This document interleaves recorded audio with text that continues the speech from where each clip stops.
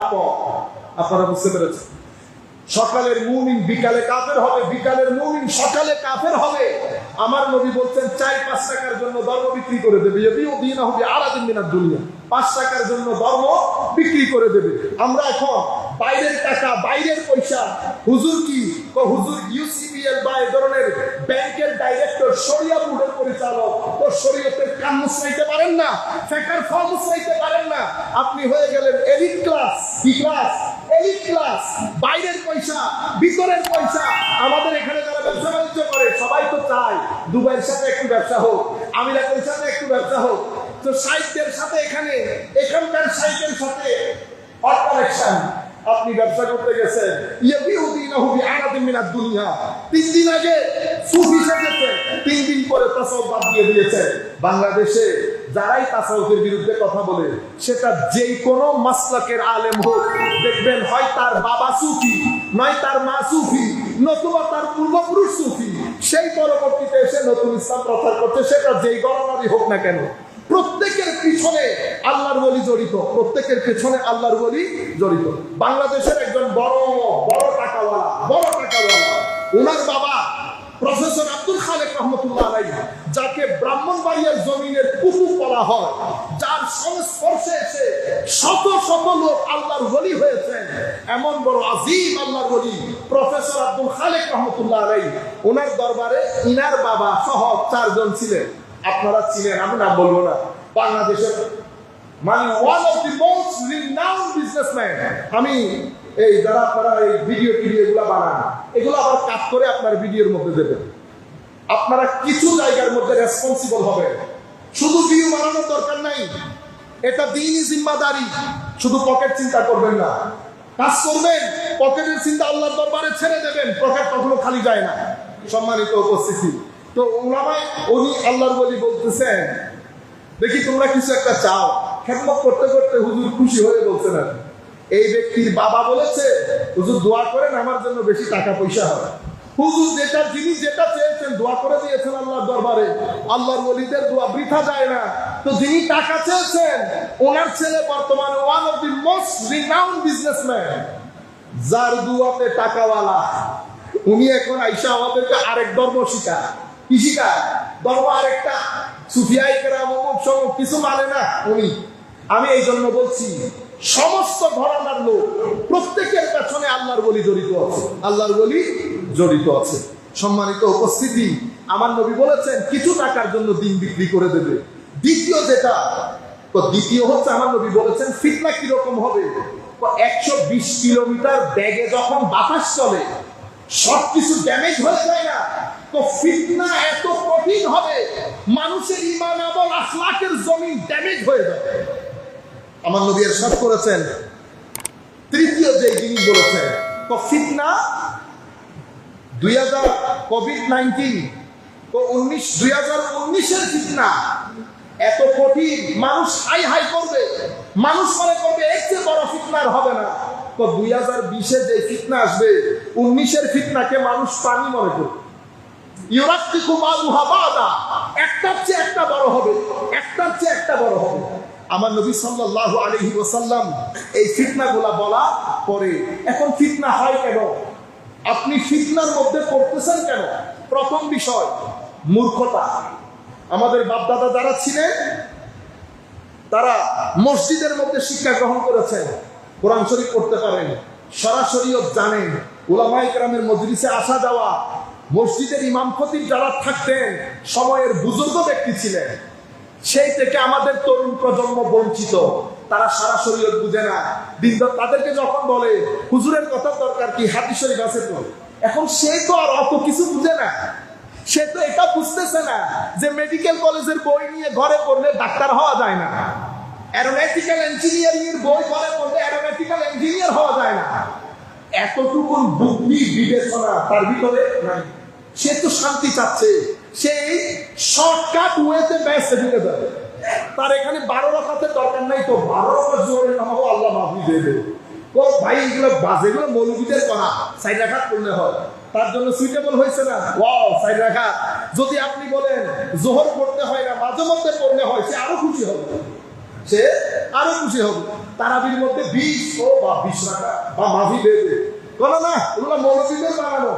8 রাকাত পড়লে হবে। ভালো লাগছে না এখন? তো 8 রাকাত ইন্না পয়লা কুল হুয়াল্লাহ দিয়ে পড়লে বেশিতে 5 মিনিট। এরপরে আরেক দল আইসা বলতেছে আসলে তারাবি নাই, সে বলতেছে নাই বললে আরো ভালো, এশার নামাজ পড়ে ঘরে চলে যাবে। আপনারা বুঝতেছেন? শর্টকাট হয়েছে। আমরা এখন এত হাসল চাই না। আল জাহাল, মূর্খতা আমাদেরকে কিসের ভিতরে নিমজ্জিত করে? ফিতনার মধ্যে। এর পরবর্তীতে দ্বিতীয় বড় জিনিস যেটা হাওয়া নফস, আমাদের ভিতর জগৎ পচে গেছে। আমাদের মুরব্বীদের জমানায় মা বাবা সবাই ভালো মানুষ ছিল, একজন একটু নরম হলেও আরেকজনের সুবতে এসে কি হয়ে গেছে, আগুন আরো বেশি ধরে গেছে। মসজিদের ইমাম বুজুর্গ মানুষ, এলাকার মধ্যে কিছু মুরব্বী বড় বুজুর্গ মানুষ ছিল, মা বাবা তাহাজ্জুদ পড়ে পঞ্জেগানা নামাজ পড়ে, আমার ভিতরে নূর একটু কম হলেও আরেক নূরের সঙ্গে স্পর্শে আমি একটু একটু জ্বলে জ্বলে উঠতেছি। বর্তমান জমান আপনি দেখেন, আমাদের চোখ, আমাদের কান, আমাদের মুখ, এই তিনটা জিনিসকে মনিটর করেন, আমাদের নফস পচে সারকার হয়ে গেছে। সেই কারণে আমার আল্লাহ কোরআনে পাকের মধ্যে বলছেন, আফারাআইতা মান ইত্তাখাযা ইলাহাহু হাওয়া, হাবিব আপনি দেখেন নাই যারা নিজের নফসকে নিজের আল্লাহ বানিয়ে ফেলেছে।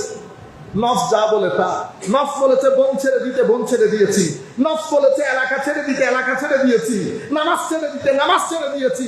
বস আমাকে আমার ভিতরের জগৎ যা বলে আমি করতেছি না। নফসের পূজা বলে এটা কি? এই নফসের পূজা আমাদেরকে আল্লাহ থেকে, রসুল থেকে সরাইতে আমাদেরকে ফিতনায় নিমজ্জিত করেছে, আর বের হওয়ার সুযোগ নাই। তৃতীয় যে জিনিস, আত্মাসাদ্দুক, গোড়ামি, আমি বাদে কেউ কিনা শুদ্ধ না। এটা আপনার মধ্যে আসলে আপনিও দুঃখে পড়ে যাবেন।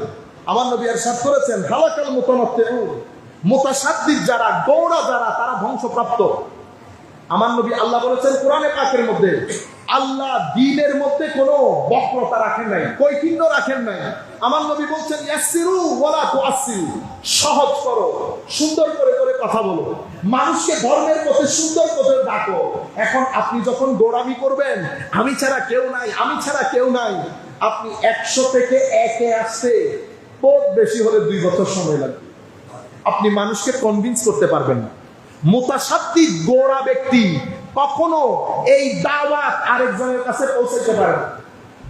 সেই ব্যক্তি কখনো দাওয়াতের কাজে সফল হয় না যেই ব্যক্তি নিজে বাদে কাউকে মুসলমান মনে করে। আমার নবী মুতাসাদ্দিক না হইতে বলেছে ইয়াসসিরু, সহজ করে দাও, ওয়ালা তুআসসিরু, দিনকে কঠিন করিও না, বাশশিরু, সুন্দর সুন্দর কথা বলো, সুসংবাদ দাও, কোনো অসুবিধা নাই, আল্লাহ মাফ করে দেবে। এখন আপনি তারে কি বলতেছেন? পরে আল্লাহ মাফ করলে দুনিয়া উল্টে যাবে। ওরে বাপ রে বাপ, এগুলো আমরা বলি, আমরা বলি। একজন বলতেছে তোমারে আল্লাহ মাফ করলে দুনিয়া ভেঙে পড়বে। ও আল্লাহ ফেরাউনকে পর্যন্ত মাফ করে দিত যদি শানে মুসাবির মধ্যে বেয়াদবি না হইত। আল্লাহ ফেরাউনকে মাফ করে দিত যদি মুসা আলাইহিস সালামের শানে বেয়াদবি না হইত। নবীর শানে, ওলির শানে, উলামা মাশায়েখের শানে, মা বাবার শানে বেয়াদবি করলে তওবা নসিব হয় না। আপনারা বুঝতে পেরেছেন? এই বিষয়গুলোর কারণে আমাদের এখান থেকে এই 3টা জিনিস পাইলেন। চতুর্থ জিনিস, বহির্বিশ্বের শত্রু যারা অনেক টাকা পয়সা খরচ করে আমাদের তরুণ প্রজন্মকে দ্বীন ইসলাম থেকে দূরে রাখার জন্য। কারণ পৃথিবীব্যাপী এখন ধর্ম বিরোধী একটা সংগ্রাম চলছে। কেন? পৃথিবী চায় পৃথিবীর কোন অঞ্চলে যেন ধর্ম না থাকে, থাকলেও মানুষের ঘরে ঘরে থাকে। এটা পৃথিবীর বর্তমান মিশন, পৃথিবীর ভিশন, পৃথিবীর মুভমেন্ট।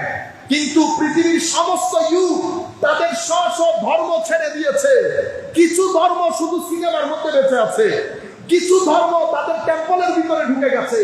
শুধুমাত্র ইসলাম, শুধুমাত্র মুসলমান ইউথ ধর্মমুখী, নামাজমুখী মসজিদের মধ্যে তরুণ প্রজন্ম আসে, সেটা বাংলাদেশে হোক, আমেরিকা হোক, ইংল্যান্ড হোক, এটা কিন্তু পৃথিবী সহ্য করছে না। পৃথিবী টাকা খরচ করছে, পৃথিবী তার মতো করে। এই যে মসজিদের মধ্যে ফিতনা ফাসাদ গুলা দেখেন, আমিন জোরে বলা নিয়ে, হাত তোলা নিয়ে, এগুলা বেশিরভাগ ক্ষেত্রে বহির্বিশ্বে শত্রুতা, বহির্বিশ্বের টাকা পয়সা। নতুবা আমি একটা প্রতিষ্ঠান দাঁড় করাইতে পারি না, আপনি এক মাসের মধ্যে 10 প্রতিষ্ঠান দাঁড় করাই দেন, আমার জানতে ইচ্ছে করবে না টাকা আপনাকে কে দিয়েছে, কেন দিয়েছে? আল্লাহ আমাদের হামি ও নাসির হোক।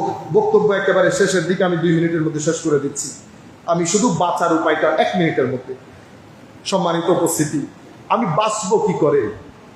বাঁচার জন্য প্রথম বিষয় যেটা, কোরআন এবং সুন্নতের পথে ফেরত আসা।